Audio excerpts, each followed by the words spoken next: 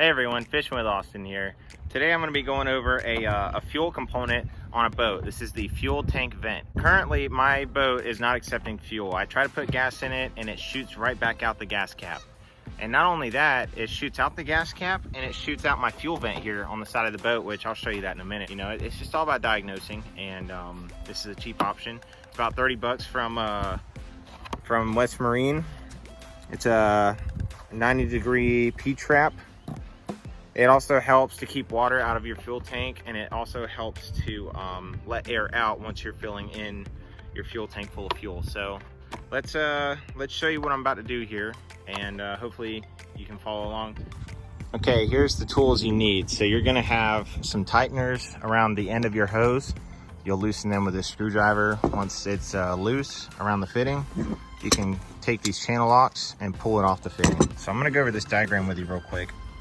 This is a very important instruction. This end up. This needs to be pointing straight up. On the other side of this, it needs to be straight up like that. The hose needs to be elevated. It needs to be elevated to keep pressure and to keep pushing that air out whenever you're filling it with fuel. This is what's gonna go on the outside of your hull, pretty much replacing this. You're gonna pretty much just put this up next to your hull, the inside of your hull. And then before you screw this on, you're gonna put this gasket on. This gasket is gonna mitigate the integrity and moisture coming in if I don't drop it and break it.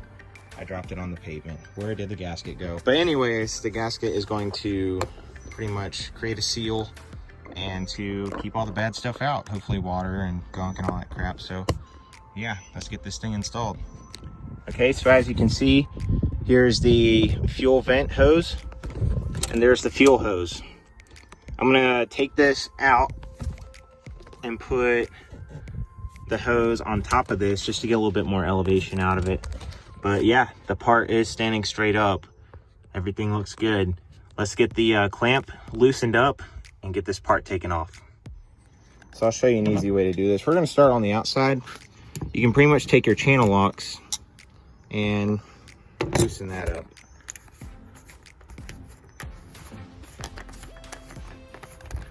You want to get that outer component off first. This is an older one for sure.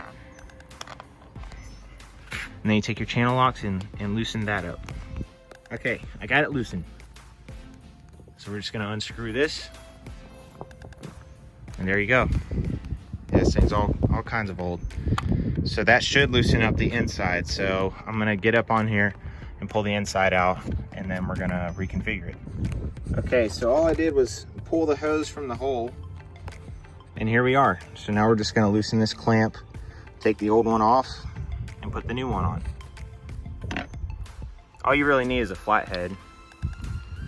You just loosen it up. You can use a wrench, you can use pliers, if you wanna do it the hard way. All right, so it's loosened up.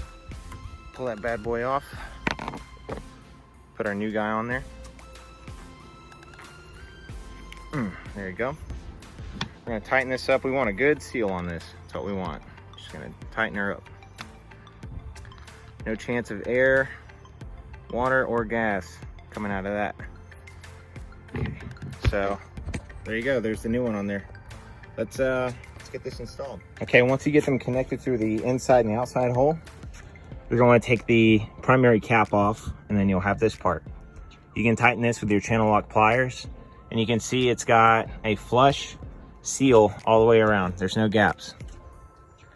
So then you put this on.